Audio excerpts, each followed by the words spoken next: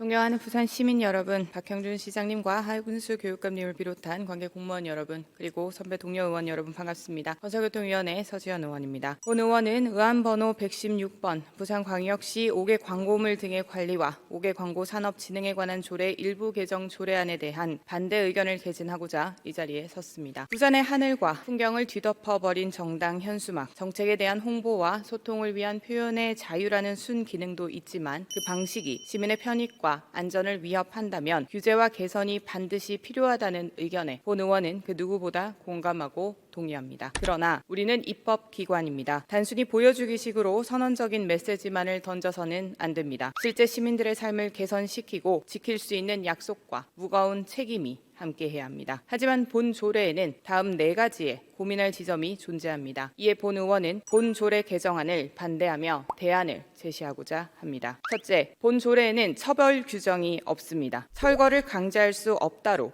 해석할 수 있습니다. 존경하는 선배 동료 의원 여러분께 묻겠습니다. 본 조례가 오늘 본회의를 통과한다면 시행일부터 즉각적으로 우리 부산 거리에 정당 현수막이 단 하나도 보이지 않게 할 수 있다 자신하십니까? 소속 정당을 설득해 즉각 실천하실 수 있습니까? 시민께 약속 드릴 수 있으십니까? 본 조례 이행에 대한 시민들의 기대에 대해 누가 책임질 것이며 누가 이행할 것인지 묻지 않을 수 없습니다. 그저 또 다른 부산 시민인 우리 부산 공무원들의 집행 및 민원 부담만 더하는 조례입니다. 본 조례가 가결된 이후 실천에 관해 묻는 우리 시민들에게 어떻게 답하시겠습니까? 시민을 위하는 조례, 시민의 편의를 위한 조례라면 반드시 실천될 수 있어야 합니다. 이행할 수 없다면 본 조례는 왜 상정하는 것입니까? 본 조례 개정의 목적을 달성시키기 위해서는 먼저 시의 집행 의지와 처벌 규정 마련이 필요합니다. 둘째, 본 조례는 상위법에도 위반됩니다. 5개 광고물법 제8조, 시행령 제35조 2항, 지방자치법 제28조, 정당법 6장 제37조 모두 위반됩니다. 본 조례가 통과되어도 행안부의 제재와 집행부 제2에 대한 위험이 있습니다.